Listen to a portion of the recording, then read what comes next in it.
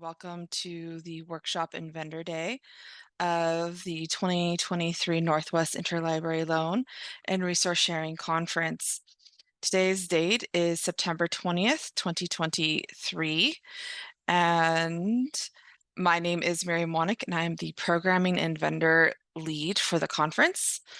My day job is the Assistant Manager of Resource Sharing Services at Vanderbilt University. Today has a unique schedule. So a quick day at a glance. We are starting the day with our invited workshop titled Moving Beyond the CONTU Guidelines, How to Incorporate Fair Use into Interlibrary Loan Practices. And then we will have a short break and move into a vendor session titled 10 Essential Tools to Elevate Your ILL Experience, presented by OCLC. We then will move into a little bit of a unique feature of today, where we have two double features, and this is after our little lunch break that we have. And this is unique, and I'm wanting to bring it up because it's something we haven't done before. So the first double feature is a vendor session with Research Solutions Reprints Desk. We will then pause for about 5 minutes while we transition from our vendor to our community session from Eastern Tennessee State University, East Tennessee, sorry, about their transition as a single institution to Rapido, titled Smooth Transition, Navigating the Shift from One Interlibrary Loan System to Another. And then we will have a full 15-minute break and have our second double feature, which starts with a vendor session from Ex Libris Clarivate, and then again another 5-minute short break, and then we'll have another community session on tiles, titled Tiles and Tales from Rapido Implementation, and that is a transition of a consortium to Rapido. So it's a Rapido Ex Libris sandwich. So NWILL does encourage you to participate in the community boards. All of our community sessions will have post-session surveys, but our vendors will not. So we will be dropping those links in after those sessions. And there's also a post-conference survey at the end, but more of those details will be covered in tomorrow's opening remarks.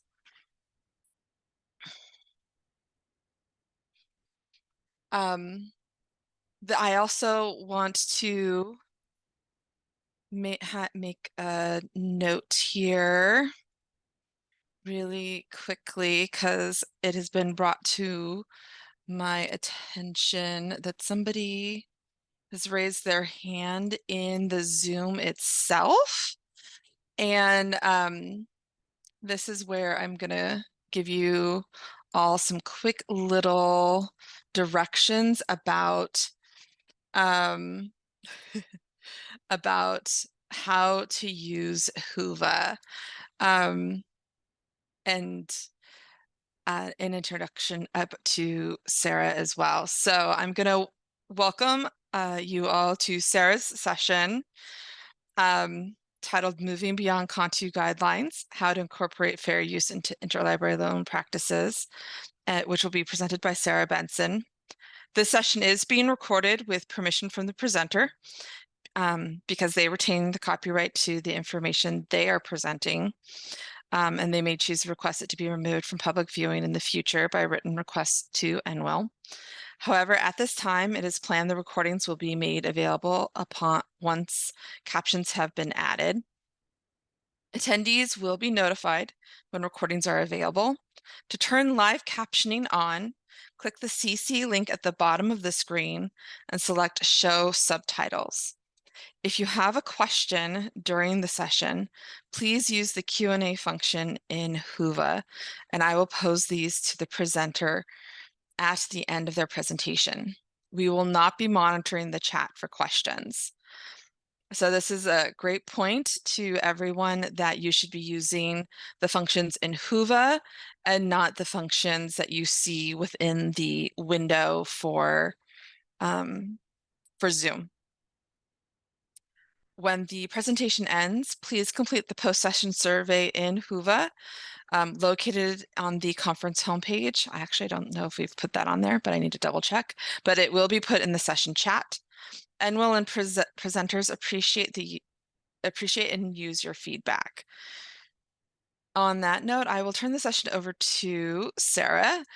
Just give me a moment to stop sharing my screen.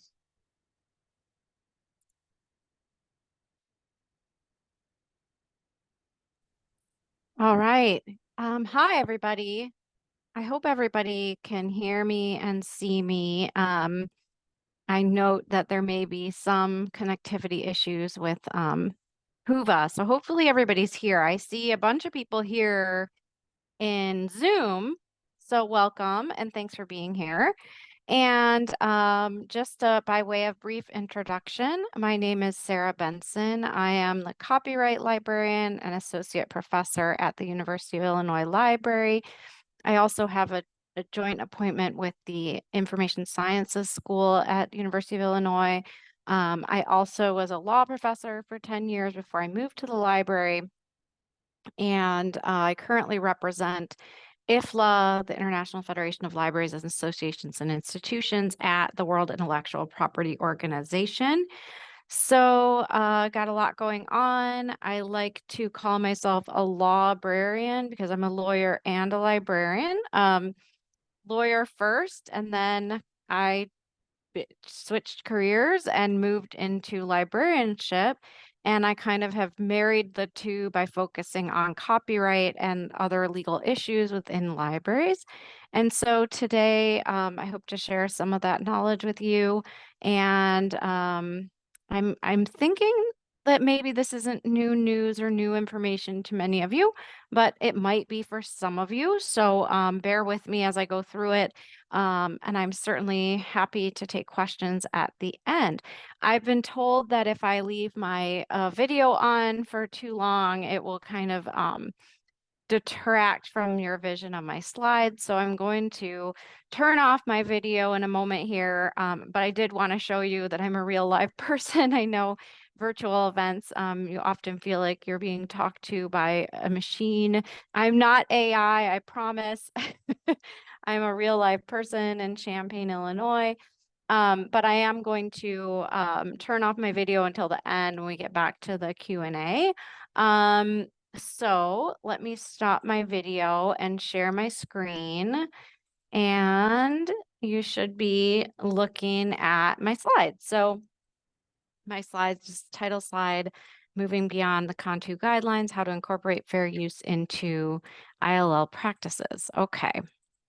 So the first thing that I always say is nothing in this presentation constitutes legal advice. Why do I say that? Because like I said, I am a lawyer, but I'm not your lawyer. And actually, in my day job as a copyright librarian, I do not provide legal advice there either. I'm employed as a librarian, so it's much very similar to how you would approach a medical librarian, right? You wouldn't ask them to diagnose whether you have skin cancer or something like that. You would ask them for access to information. And so I do the same thing. I provide people with access to information about the law, but not legal advice. All right, so I also wanted to acknowledge that this presentation is based on the ARL white paper co-authored by Laura Quilter and Meg Oakley.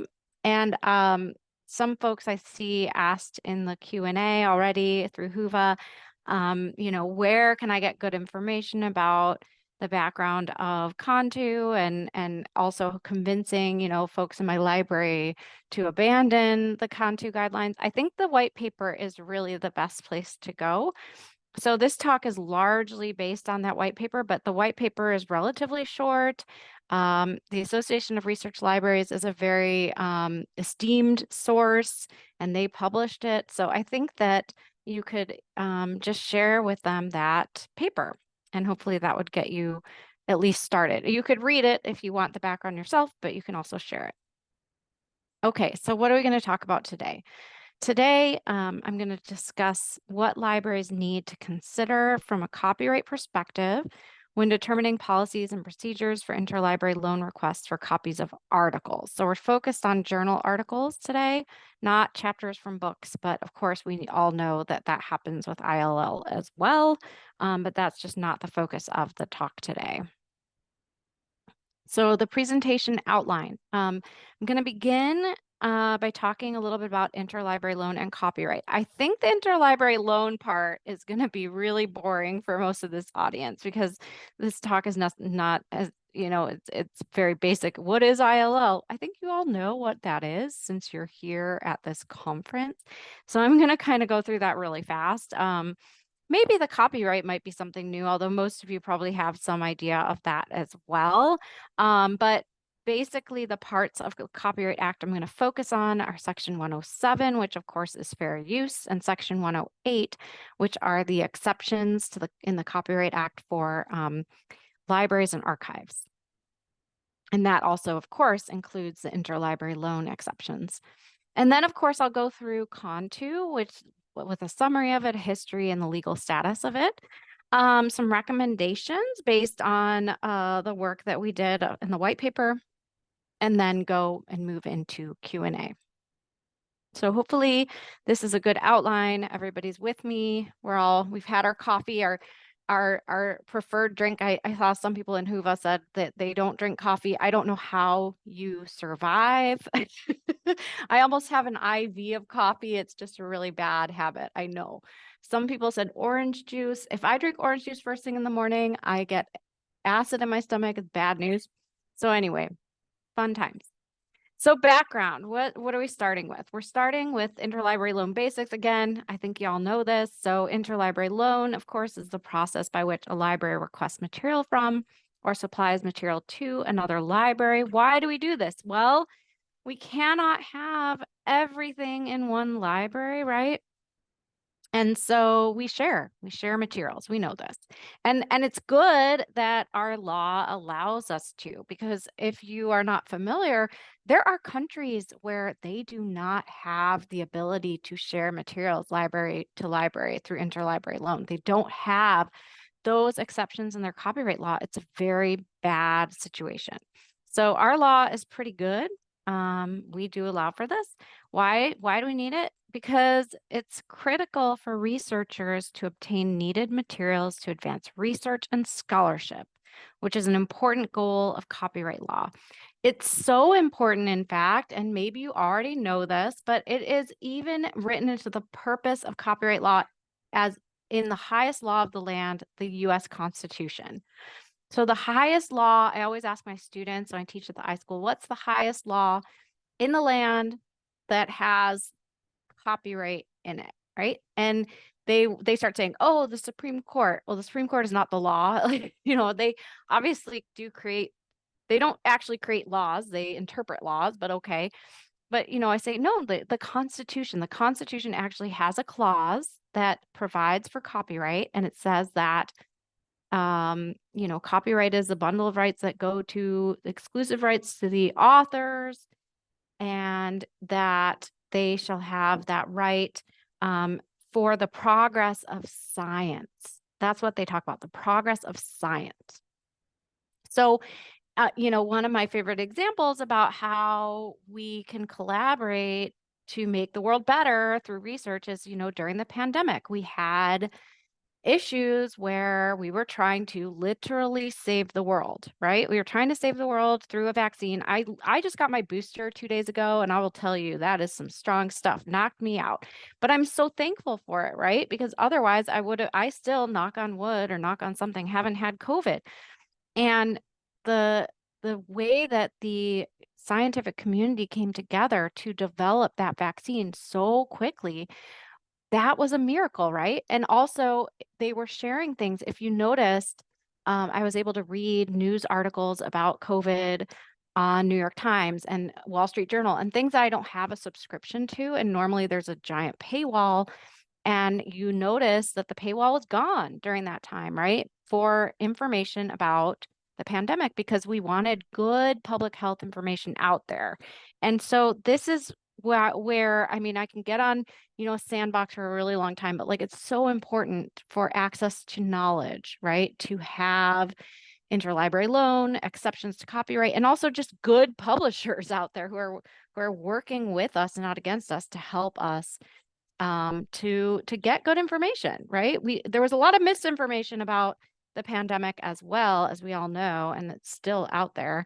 But there was also a lot of good information. Okay. So, you know, this is just really basic and you all know how this works, right? Someone goes to the library, they find a citation, they want the thing, their provider, maybe it's Iliad, they fill out a request, it goes to the librarians request it from another library, it's sent back, you get an email, and lo and behold, that article pops up and when you log in and there it is. Yeah. I just did this the other day. I had to get a book chapter and I didn't want to trudge all the way into the law library, so I requested it, and it popped up in my account.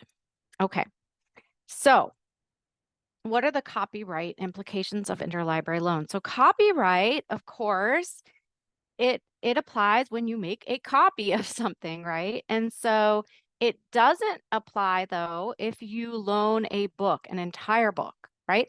If my library lends to, let's say, University of Indiana, an entire book, Making Museums Matter, it's a book I just borrowed from our library. Let's say they say, okay, we're going to ship this over to Indiana. There's no copy being made. Now, that is the right of first sale. It's still in the Copyright Act. It's actually Section 109. But once the publisher has sold the book, they're done. They don't get to get more money from anybody, okay? So that's the right of first sale. And that's where most library lending takes place, right? We lend books, we buy a book, we lend it a million times, we try to preserve it.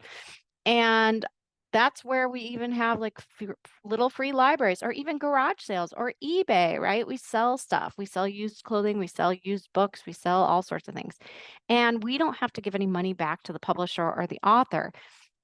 This might seem obvious that like, yes, of course, but in other countries, they have what's called public lending rights, where actually they do have to give money to the authors. And how that happens is that libraries pay a fee to collective management organizations like the CCC, and that money is supposed to then be distributed to authors. Now, my friends in Canada, they have it in Canada, say that it works just fine there. But people in other countries say, no, it's completely mismanaged. The money never gets to the authors and it's bad for public libraries. We're spending all this money, extra money, right? We're buying the book and then we're paying every time it's lent. Thankfully, we don't have public lending rights in the United States, but when I learned about those, it was eye-opening for me. So we don't have that. Yay, that's a good thing. It's just something to be aware of because other countries around the world are thinking about doing it. They want to jump on the bandwagon. They're like, isn't this great? Shouldn't we pay authors money? It's like, yes, authors should be paid money and libraries should be able to lend books without paying extra money. All right, so what about scans or downloads of book chapters? I mean, of course, that involves copyright implications because you are making a copy of a part of a book, right? But we're not really talking about that today because that's not the subject of the CONTU guidelines. So what we are talking about today are scanning journal articles. Usually you're scanning an entire journal article, not an entire journal, right? There's multiple articles in a journal and you're scanning it. Okay. So copyright law basics. As creators of original works, authors initially own the copyrights in their work. We know this. That's kind of very basic.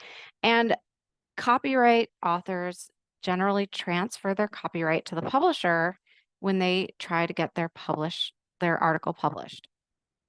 So normally, we are dealing with publishers who own the copyright of those articles. And then Section 106 of the Copyright Act grants to the copyright owner or publisher the exclusive right to copy and distribute the work. So how do we engage in interlibrary loan? Well, there are exceptions to exclusive rights, and one of them is in Section 108D. So this is the main statutory authority for interlibrary loan, Section 108D of the Copyright Act.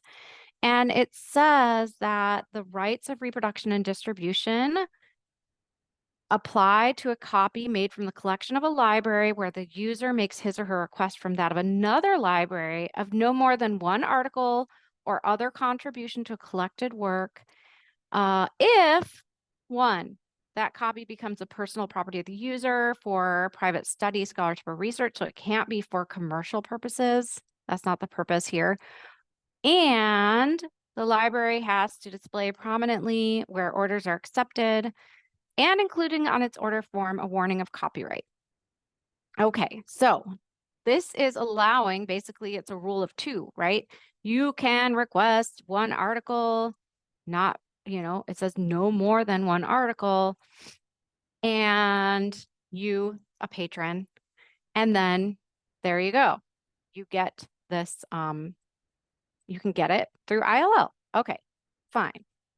But then it goes on, the Copyright Act, and in 108G, it says, this exception does not extend to cases where the library archives or its employee engages in the systematic reproduction or distribution of single or multiple copies of phonorecords or material described in subsection D. So basically, you cannot do interlibrary loan in such aggregate quantities as to substitute for a subscription to or purchase of such a work. In other words, I cannot say to library A, hey, as library B, we're going to publish we're going to purchase these 5 journals. You, library A, you should purchase these other 5, and we're going to swap. We're just going to swap. Okay. You can't do that because that's basically saying, well, we're not going to subscribe to the journal. We're just going to keep borrowing so much that we basically have the journal, right? And we haven't had to subscribe to it. That's what you can't do. But it does allow you to participate in interlibrary loans as long as that's not the sole purpose, right? The purpose or effect is to substitute for a subscription. All right. And we know that, libraries do collaborate in interlibrary loan. It's just when you otherwise have requested so much that you should have subscribed to a journal, you're supposed to A, pay licensing fees for those articles you've borrowed above a certain threshold, and then B, subscribe to the journal in the future. Okay, great. That is what we know from the Copyright Act itself. That's the law. We also have fair use, which is in section 107. It says, in the introduction to fair use, the purpose of fair use is copying a copyrighted work for purposes such as scholarship or research is not an infringement of copyright. In other words, the whole purpose of fair use is to allow research, scholarship, etc. Okay. And then it goes on and it says the factors we have to include 1, the purpose and character of the use, including whether the use is for a commercial purpose or is for nonprofit purposes. 2, the nature of the copyrighted work. 3, the amount and substantiality of the portion used in relation to the copyrighted work as a whole. And 4, the effect of the use upon the potential market for or value of the copyrighted work. And then it says, last but not least, the fact that a work is unpublished shall not in itself bar a finding of fair use if such finding is made upon consideration of all the above factors. We're usually talking about published journal articles. That's not really as relatable here, but that is where we are before CONTU. All right. So as you see, the Copyright Act was from 1976. The National Commission on New Technological Uses of Copyrighted Works, or CONTU, was created by Congress when they were revising the copyright laws in 1976. They presented their final report in 1978. Okay, so what did they say?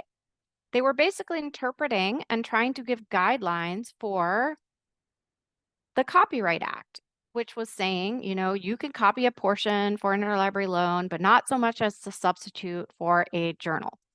So they said, okay, well, we think a borrowing library may receive copies of up to 5 articles from a single periodical title each year without paying any fees. Okay, great.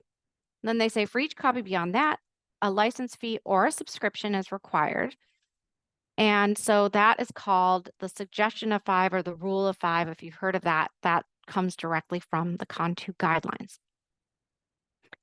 The guidelines do not define an upper limit for periodicals published more than 5 years prior. They just say, you got to figure that out and we will revisit this later. And then the borrowing library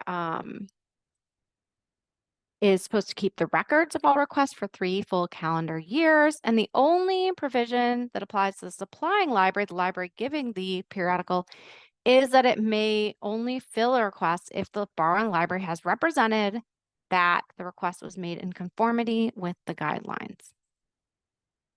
So the guidelines were first published in 1976. They were republished in the CONTU Final Report in 1978. They said in the report that this is dealing with an evolving situation that will undoubtedly require their continuous reevaluation and adjustment. Interestingly, even though they admitted that they need to be reevaluated, almost 50 years after their publication, they have not been updated, nor have they been revised at all. Let that sink in. They said, we need to revise this continually. They didn't. Yet, we, libraries, are still following it. We're still following it. It doesn't make sense. It really doesn't make sense. Okay. The other thing I would like to point out unequivocally, there we go, is that the guidelines are not and never have been enacted into law. So we have to, as libraries, follow copyright law. We absolutely do not have to follow the CONTU guidelines. So in the detailed final report, the commission noted that it was looking carefully at library photocopying. Now, remember what's going on in 1976, right?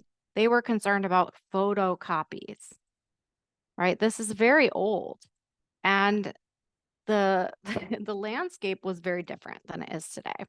But they were looking at the financial impact on the publishing industry from photocopying. So let's look at the scholarly publishing landscape in the 1970s versus today. So in the mid-1970s, when CONTU was published, large academic libraries allotted approximately 46% of their budgets to periodicals or journals. Today, academic libraries often spend over 80% of their budgets on electronic serials. That's not even to mention ebooks. I don't even want to get started about ebooks. Okay, based on the cost of a journal subscription, a typical crossover point for the add drop decision, so the one that they were looking at, how much is it before you would substitute for a subscription, it was about 4 or 5 uses per journal title per year. Our best estimate when we did this study, for this white paper, which was still a few years ago, is that the typical crossover point is now anywhere from 10 uses in history journals to over 100 in physics journals. Why? I don't know if you've been paying attention, but the cost of electronic journal subscriptions has gone way, way up, right? And not to mention, we have all these big deals and bundles where they'll throw in this little thing with this big thing, and it's really hard to piecemeal that out. So the CONTU report conclusion is it's unlikely then that libraries will be engaging in much interlibrary lending activity that falls outside the limits specified by the CONTU guidelines. Our conclusion is that the economic analysis of the 1970s on which the CONTU guidelines were based is wildly inaccurate in today's academic publishing landscape. Why? Well, we've got a dramatic increase in the number of journals, as well as a dramatic increase in the cost of journal access and subscriptions. Most journals are electronic rather than print.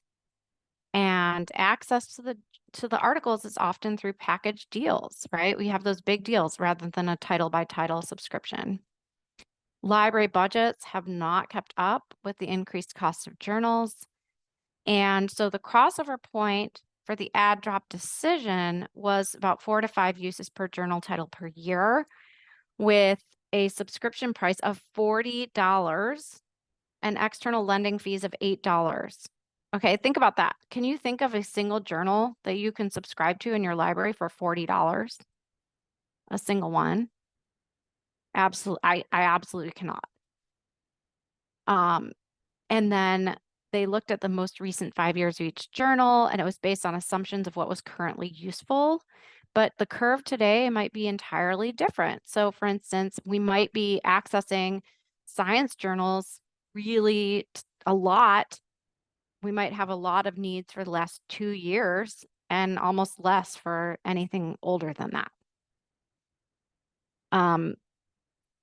Most libraries' needs could be met within the 5-article limit, especially given libraries' current tendency to maintain subscriptions even at low levels of usage. That's not true. Most libraries, my library, certainly at low levels of usage, we don't maintain journals. We drop them. And then copyright fees then were $1.25, are now $10 to $38 and upwards. And that was in 2018. They're probably even higher. And then journal costs, then $13 to $108, are now $477 to $17.95. Okay, so yeah, very different landscape. Okay, the other thing that's interesting to note is that the suggestion of 5 is strange in and of itself, because if you look at it, okay, so you're looking at the past 5 years and you can take 5 recent articles per year. Let's say you do that every year for 5 years. Then for free, your library has borrowed 25 articles over 5 years, completely within the guidelines. However, if you took 10 recent articles in 1 year and 0 in other years, then you had to pay for copyright anything over 5 articles, right? You had to pay, but you only had 10 articles versus you got 25 articles for free. It doesn't make a lot of logical sense. Not to mention that they don't address issues about articles more than 5 years old. And they state that that is left to quote unquote future interpretation, which again, there has been none because they haven't bothered to update this report or do anything since 1978. So who's filling in the gaps here? Who's giving out information about what we should be doing? Well, the Copyright Clearance Center is happy to tell you all about it. If you watch their Copyright on Campus video, about 6 minutes and 30 seconds of your time that you will never get back, with animated people and this woman who's supposed to be a librarian with a bun in her hair, I'm offended by her. You can learn all about copyright on campus and how we are all violating copyright law all the time. But unfortunately, you know, I don't want to listen to them because they are the ones who are just trying to get everyone to pay licensing fees. So instead, I would recommend that you listen to other librarians, such as myself and Meg Oakley and Laura Quilter. So our first recommendation is to review your interlibrary loan policies under Section 108G2, as well as fair use. So what does aggregate quantities, such as to substitute for a subscription, mean for your library? So this means that you're going to have to do some digging, okay? It does mean that you're going to have to look at data and you're going to have to do some math, okay? So you have to look at patron use and demand, long-term trends and requests for a particular title, responses, cost of licensing. You have to look at particular facts of borrowing practices. You know, are you borrowing 1 article, 5 articles, 10, 50, or 100 from a particular issue, volume, year, or run of a particular title. Does this substitute then for a subscription? Does it or does it not, right? And that's when you're supposed to then pay for those licensing fees and or consider whether, should we just subscribe to this journal going forward? So in our library, that involves our interlibrary loan folks talking to our collection management folks and looking at the data, actually looking in an Excel spreadsheet of all the different, ILL requests and all of the journals and kind of doing that math. We also have to consider fair use, right? Because fair use operates in conjunction with Section 108. At the end of Section 108, which are the library and archives exceptions, it says nothing in these exceptions shall substitute for fair use. So fair use applies hand in hand with Section 108, okay? So CONTU, of course, ignores that. And the first factor of fair use is the purpose and character of the use. Well, we are always doing ILL for research, scholarship, teaching, personal uses, right? We're not doing it for commercial uses. So usually factor 1 is going to be fine, unless a patron says, I'm doing this for commercial purposes. Well, you're not supposed to be fulfilling that request, right? Okay. The nature of the copyrighted work is the second factor. That's where courts would look at what is the kind of work that you are requesting. Is it fact-based? Is it fiction-based? What is it? And I mean, usually journal articles are pretty fact-driven. We're not like writing a journal article in the story of Harry Potter or something like that. But also this factor rarely changes the analysis of the court. Courts do not give much weight to the second factor, so it's much less important. And then how much did you use? So the amount and substantiality of the portion used. So how much should you copy, for instance? There is no 10% rule.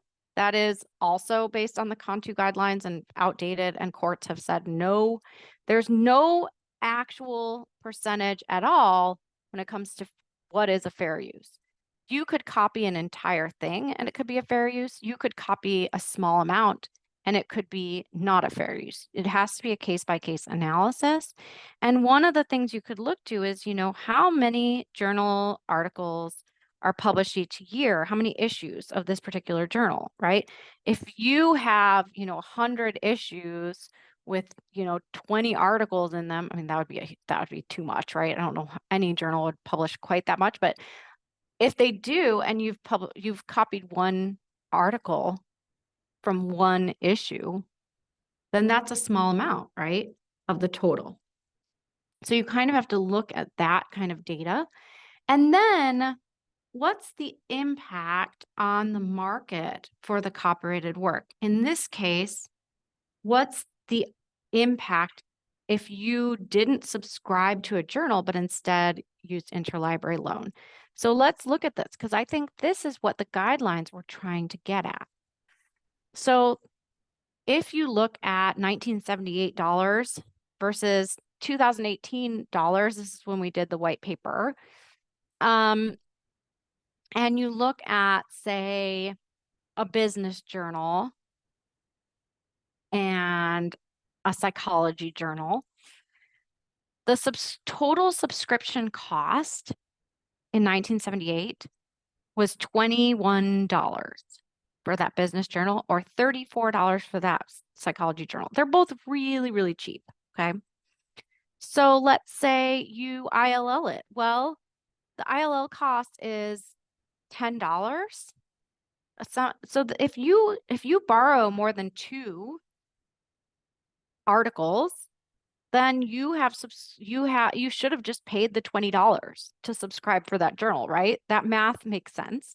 The math makes sense for the psychology journal, because you borrow more than 4, again, you should have just subscribed. Okay, that math makes sense. What about the math from 2018 The actual cost of the business journal in 2018 is $1,795. The actual cost of the psychology journal to subscribe is $1,155.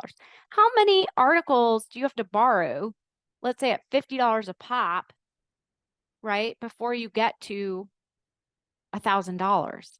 It's certainly more than 5, right? And so therefore this rule of 5 no longer works. The math doesn't add up. You could borrow and borrow and borrow, and you still have not hit that subscription level. And this is why CONTU is outdated. I mean, it's from 1978, and the publishing landscape has changed, and it hasn't been revised. Therefore, we shouldn't follow it anymore.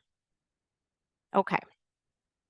So our recommendation number 2, if we've convinced you that CONTU is outdated and we shouldn't follow it, is that you should negotiate licensing agreements with ILL provisions that require compliance with copyright law and not CONTU. Because most of them will say that you're complying with the guidelines, okay? So here is an example of one such license requiring CONTU.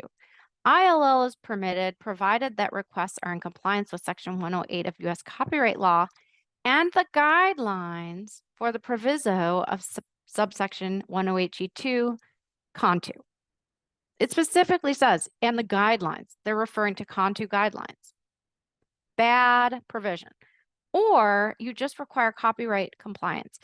ILL is permitted via secure means, provided that such uses is not at a volume that would substitute for a subscription to the journal. You could even say under Section 108, fine, or under the Copyright Act. And highly recommend to add a provision allowing for fair uses. Nothing in this agreement is intended to limit any right authorized users may have under the fair use provisions of U.S. and international copyright law. Right? So you want to also preserve fair use. So the last 2 provisions should be added. The first one, stricken. Okay. Recommendation number 3. Okay, some of you are sitting here saying, this is all well and good, but we are a 1-person library. And that 1 person is me.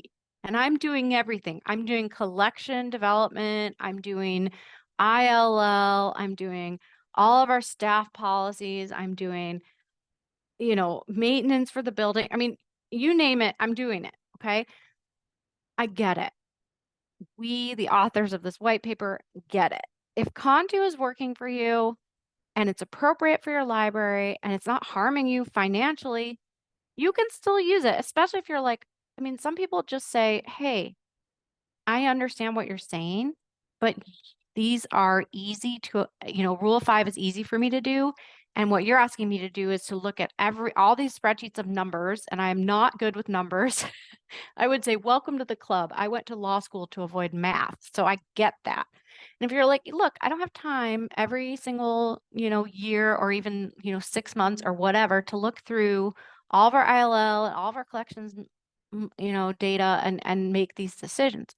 Okay, that's fine. No judgment here.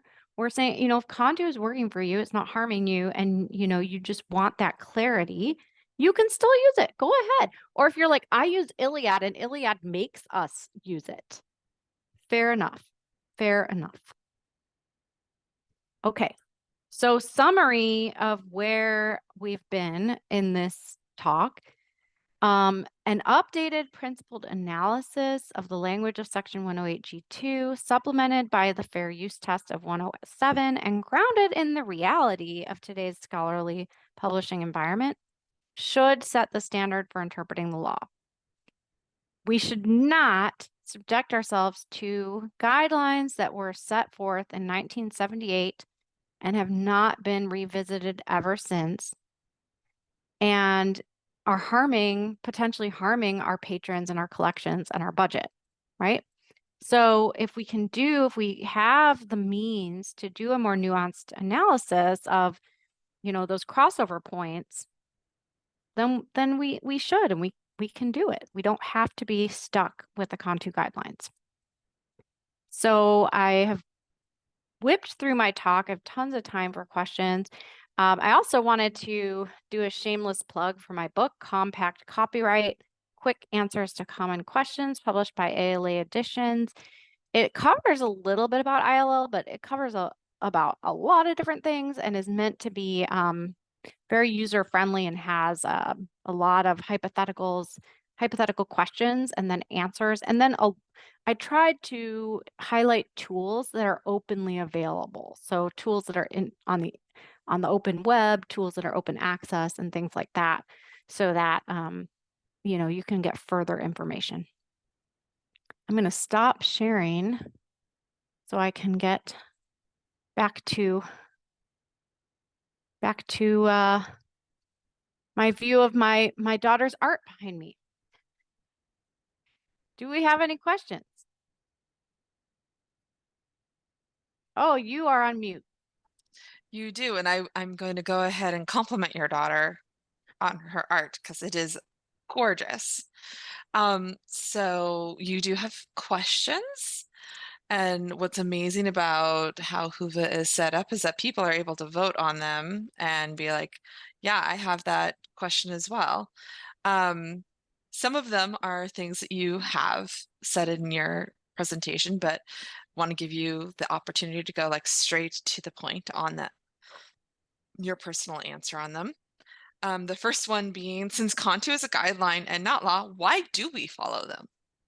Yeah, that's a really good question. I mean, I think part of it is that it's for a long time it made sense, right?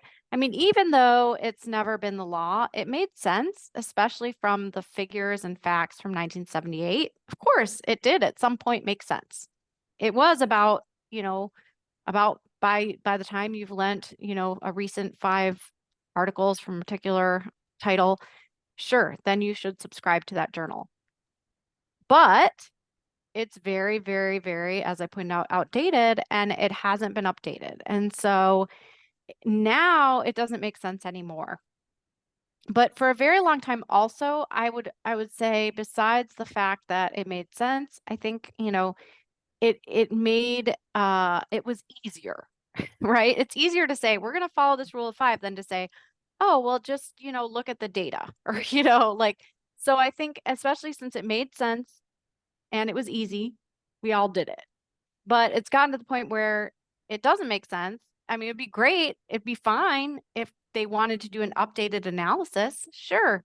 If the US Copyright Office is like, hey, this is outdated, let's reanalyze this, I think they'd have a hard time, because I think that the numbers really are nuanced and vary depending on each journal, right? So you have some journals like Nature or something like that that are just outlandishly expensive, and then you have some that are more reasonable, and then you have some that just get bundled in, so it's hard to figure out like what is it actually worth.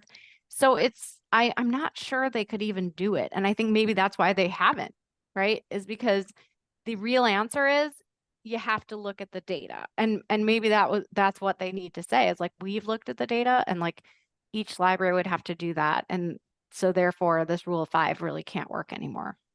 Yeah, it would almost be like they'd have to come up with guidelines for following copyright law.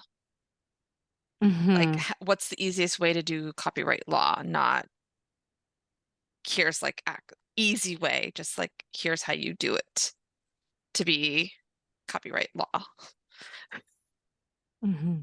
Yeah. So the next question that's been voted,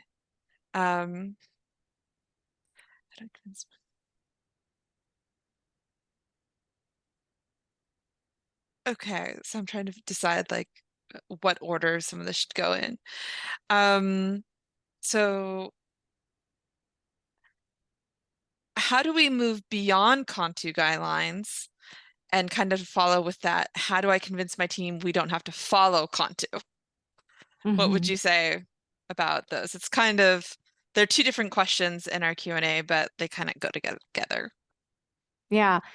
So, I mean, how do you convince your team? I mean, one is you could just show them the data that we've gathered from, the chart that I showed that's in the white paper, or even better, gather your own data and be like, look at this, right? Like, look at what Contu says, after five borrows, we've hit the limit and we should have subscribed. But like actually, let's look at Nature. Like we borrowed Nature 5 times or whatever the journal is, right? And it costs us, $40 each time if we were paying those fees. But then to subscribe, is it, 40 times 5, or is it 40 times 500? Or, what is the math? And just show it. And I think Yeah. that, do that for a few different journals. And once you show that, you would be hard pressed, I would think, to find a journal where the math still holds up. Yeah.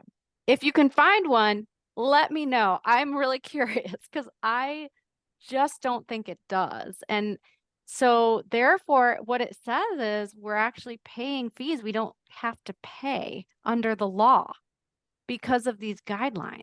That's bad. That's bad. Why are we doing that? Right? Yeah. I actually have done that. I still can convince one of my previous libraries to be CONTU alternative, or actually to switch uh, a system uh, to using another program for doing our copyright.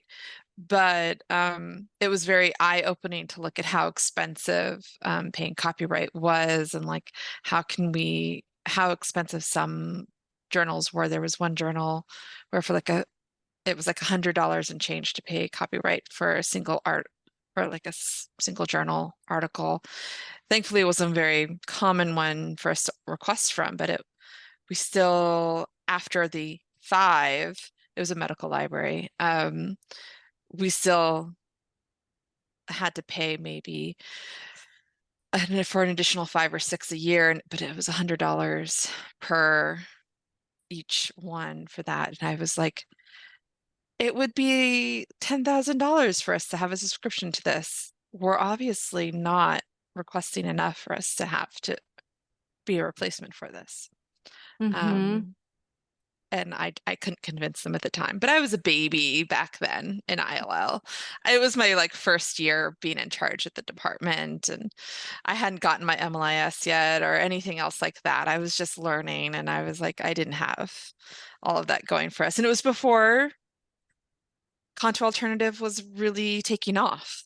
So I didn't know Mm-hmm. how to communicate or how to talk about it. I didn't know what CONTU Alternative was. I just knew that it was like, why are we paying all of this when there were other ways for us to be doing this? So I love that this is now a conversation that we're having. So I would say for ILL articles that are in use classrooms, how does fair use apply? Like fair use and all that. Yeah. Oh, so that's a really good question. So we've had this on a copyright listserv that I'm on. People have asked, you know, can we ILL something and then use it, in our course management system, right? Because then it's getting used by more than one person, right? It's getting used by maybe like I have 40 people in my class, or some of the classes have hundreds, right? Mhm. And so we all had to kind of put our thinking caps on and say, hey, is that okay? And we all thought, yeah, because really, if you're using it for educational purposes, and as long as you're not like, as long as you keep a copyright notice on it and your students aren't like downloading and sharing it with their mom, or, putting it on the general web or any of that, you're still really using it for educational use, right? And for limited time and all of those things. So, yeah, we all kind of thought that was okay. Now, one of the things that I usually recommend with articles, if we have them in our journal subscription, is when faculty say, well, I want to use this journal article and I want my students to access it. I usually say just, put the DOI link so they have to actually log into the library to see it, because that just puts an added layer of like resistance, if you will, to the student, like just downloading and sharing it everywhere. And kind of maybe they understand that they have access because of the library and those kinds of things. Not to mention that it shows in our statistics that it's being accessed a lot, right? Because it's different than one professor downloading and uploading a journal article to their web, page or whatever. I mean, behind a paywall, obviously, versus their course management page versus like 500 students logging in, accessing it. And we want to know when, if we have a journal subscription, we want to know that people are using it, right? So that's a good thing. Because otherwise it could get canceled, right? That's what we look at. We look at use statistics. And so I highly recommend that. Now, if you've ILL'd something, like you're not going to have, a DOI in your library. So you are going to have to download it and upload it. I mean, really, I still think that's probably an okay thing to do. But it should have the copyright notice on it, and students should understand like you have access to this because you're in this course and it's part of the reading for this course, right? And it shouldn't be like, obviously it shouldn't be an entire book or something like that. It should be like one small amount of something, right? So Yeah, I was going to comment about, my understanding was always that you could do that for a single semester or quarter, but if it's something that's perpetual, that the school, like, that's being used every semester or every time the course is offered, that you then should be paying copyright on it. well, I think that's part of also like the CONTU guidelines talk about fair use in terms of like time limited, like did you need it the last minute? And my response to that is that's bad. That's being bad educators. Like I don't plan my course at the last minute, and I do reuse materials. So I actually think, if I don't think that necessarily is part of fair use, because none of the court cases nor do the actual like law say anything about that. It talks about, those 4 factors, and and obviously the courts also add transformativeness, but like there's nothing transformative about copying, an article and putting it in your course management page. But no, I don't think that necessarily matters. I think what matters more is that there's a clear educational purpose and that you're using it in this particular instance, right, with these students for this topic, not necessarily like putting it on your personal website or like, widely distributing it. Yeah, but I think that that is out there a lot. That also in the 10% rule are both widely out there. And I think they both come from those older guidelines that and if you look at Circular 21 from the US Copyright Office, it also has that kind of information in it. And I take a lot of issue with Circular 21. Circular 21 is based largely on the CONTU guidelines and is really, really outdated.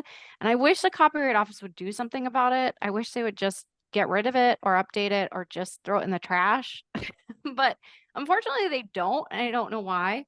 I don't know why they still, I mean, most of the US Copyright Office materials are very good. They're up to date, and like I refer people to many of their circulars, but Circular 21 is not very good, and I don't know why they still maintain it on their website and they refuse to get rid of it. I don't know why.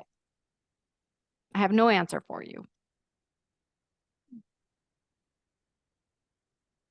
I'm like looking at what we have in here.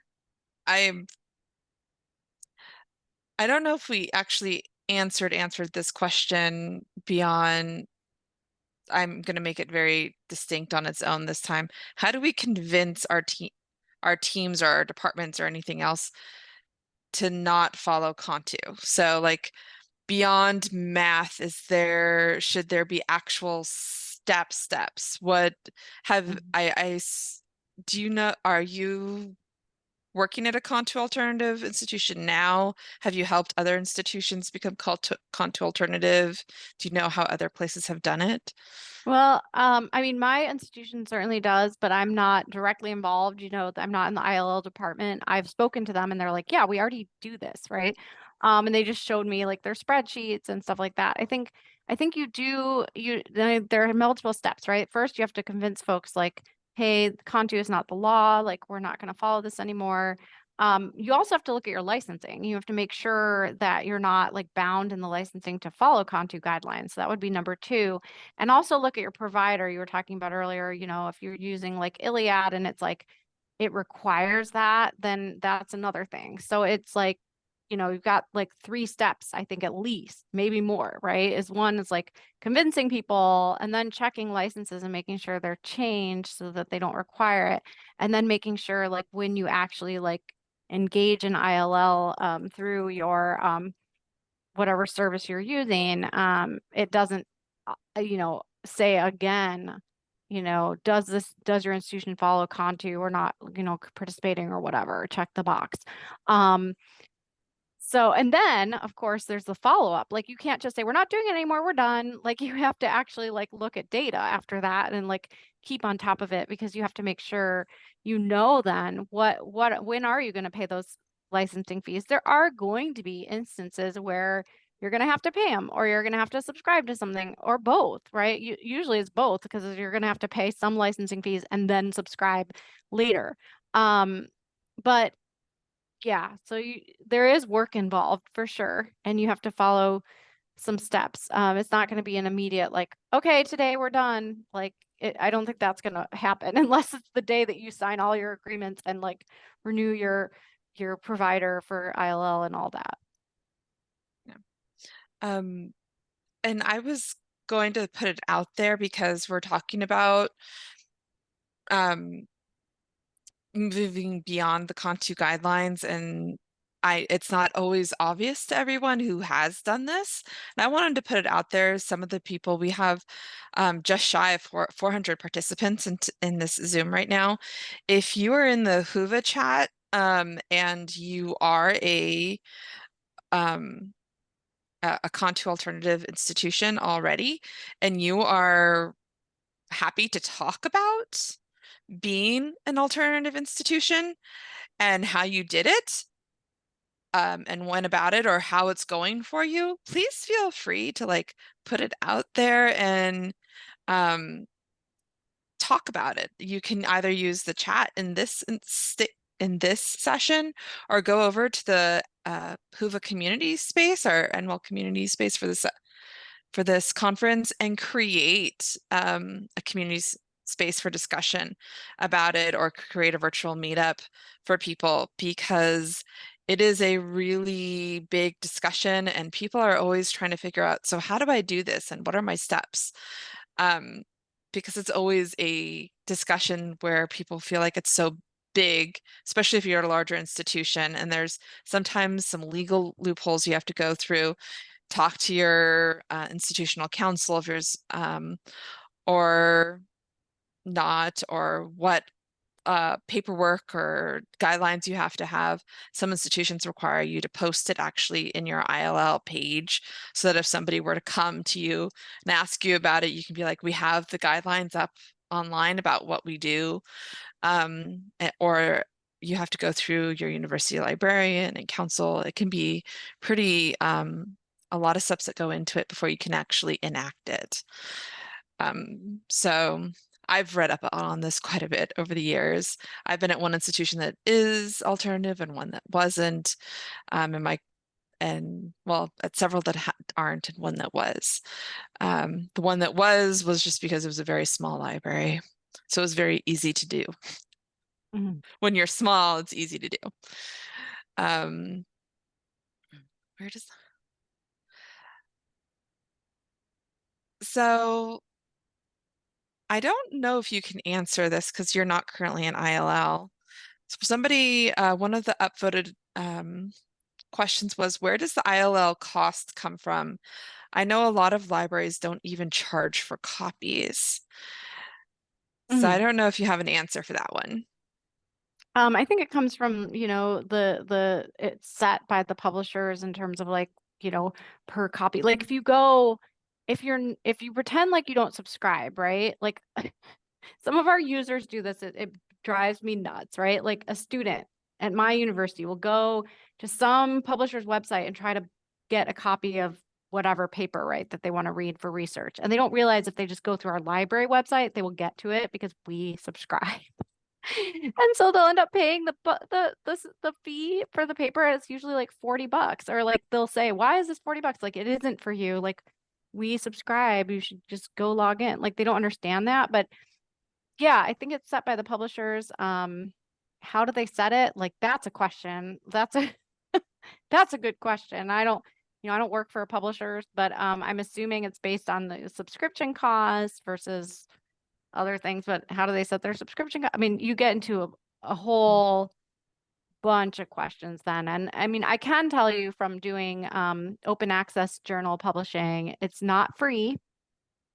Even though publishing is electronic, it's still expensive because you still have people doing work. You still have, we have copy editors we have to pay, and all of those things. But, as you know, if you are a faculty member, like, I don't get paid to do peer review, but I do it all the time. And like all of those things. So some of the things are like unseen labor that's free but to the like publisher, but other things are real costs, right? Like typesetting and all of this and that. Um, but some of it is just what what the marketplace is willing to pay, basically. So yeah, I don't know exactly. And I'm not sure. I think that's like proprietary trade information. I wish I knew. I wish I knew exactly how they're setting some of those prices, because I'll tell you, some of them are like the APC charges are just outlandish. They'll say like, you want to make this, open access? Fine. Pay us, $3,000. Like, what? How does that work? Yeah. And nowadays, they're also, to make it things quote unquote open access, they're having libraries and institutions actually pay up front for the institution to have quote unquote open access, but also for people to be able to then also publish in them. And it's kind of misleading that it's open access for people to access the article because it was paid for ahead of time. And that can eat into easily $10,000 per journal or publication for the library. Some institutions have it come out of the library's budgets. So it's interesting to see how the math works out. I'm going to ask one more question as the final question here. But just so you know, Sarah, you do have the ability as a presenter to actually go in and type answers on the backside to any of the questions. And so to everyone, your question may still get answered even afterwards. It's up to Sarah. But my question, the final question I'm going to ask you are there any groups who are currently trying to create new guidelines, like to replace CONTU or like CONTU revised? Oh, that's a good question. Not that I'm aware of, and I think that the answer is likely because there is no easy way to do it, like I was saying. I think I think you can come up with examples of how it might work in certain circumstances, but like so many different publication agreements are, we have bundles, we have this, and we have users who are requesting very different things, right? Some institutions, you have a medical school, so you're going to have a lot of medical journal requests. Other schools, you have a law school, so you're going to have so you have very different landscapes. So I think it'd be hard to have a one size fits all approach, which is why CONTU is so bad. It's a one size fits all, and it's super old. So, so I think, that's the thing, is we're kind of moving into this area where you need to just keep on top of your own unique landscape and do your own analysis. And that's, it's good and bad. I mean, it's good because, you hopefully will end up with a better approach for your patrons and spending less on, just random fees that you don't need to be paying. But it's bad because it creates a little more work and nuance. And that's obviously a little harder to do, right? I mean, employing a simple rule is easier, and this will take a little more time and effort, but I think in the end, it will be better for everyone. Yep. Well, on that note, we are at the end of our time today with Sarah, and NWILL thanks everyone for attending this session. Please fill out the post-session survey. The link can now be found on the conference front page, but we can also It also can be found in the Whova chat now. And additionally, if you have enjoyed this session and want to continue the conversation, you can continue to use the chat within the session, or you can move over to the community section of Whova where you can use the chat boards or create a virtual meetup later today, hopefully not during another session, but you're welcome to. Well, thanks for And having me. thank you for joining us, Sarah.